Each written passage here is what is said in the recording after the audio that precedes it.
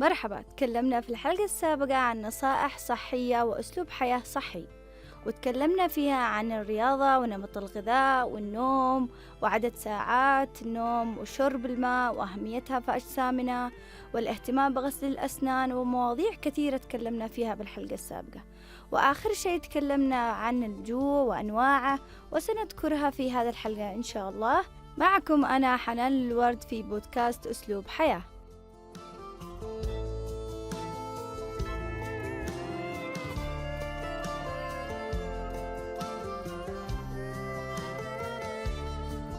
بنتكلم في هذه الحلقة عن الجوع، وتكلمنا إنه نوعين: جوع نفسي وجوع حقيقي.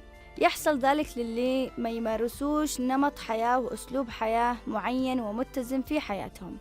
ونتكلم عن الجوع النفسي، وهي اللي توصل حالة من الشراهة تجاه الطعام أو الأكل اللي أمامنا أيا كان نوعه، حتى امتلاء المعدة وبشكل متواصل، وهم اللي يمرون بأزمات نفسية متراكمة أو عاطفية أو مادية، أو فتح المعدة من الطفولة من الأمهات وعدم السيطرة عليها، وأيضا التوتر والضغط النفسي الدائم بسبب أو بدون سبب. علاجها يكون علاجها المرور أو الذهاب إلى طبيب نفسي أو أخذ بعض من الأدوية اللي تسبب الشبع واحتواها على ألياف وحل مشاكلها بالتدريج. وإن كانت البيئة المحيطة تجعله يأكل والأكل متوفر به بالثلاجة، عمل تمارين بسيطة على الجوع وشرب الكثير من الماء والسوائل والخروج من نطاق المكان المحيط بالطعام واستبداله بالفواكه عندما يجوع حتى تصبح عادة وتقف نسبة الشراهة للأكل والوصول إلى مرحلة الشبع. أما بالنسبة للجوع الحقيقي، وهو نذكر أسبابه طبعا هي تجنب الطعام لفترة طويلة أو عدد ساعات طويلة، أو عدم الرغبة بالأكل في الوقت نفسه، أو الانشغال الدائم عن الأكل. طبعا نجي هنا ذكرنا أسبابها وحنذكر العلاج.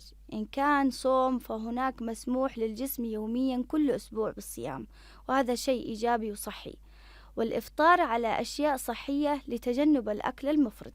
وإن كان عدم رغبة أو انشغال فشرب السوائل للتعويض أو المشروبات الصحية المفيدة كالألياف لعدم الوصول للجوع الحقيقي.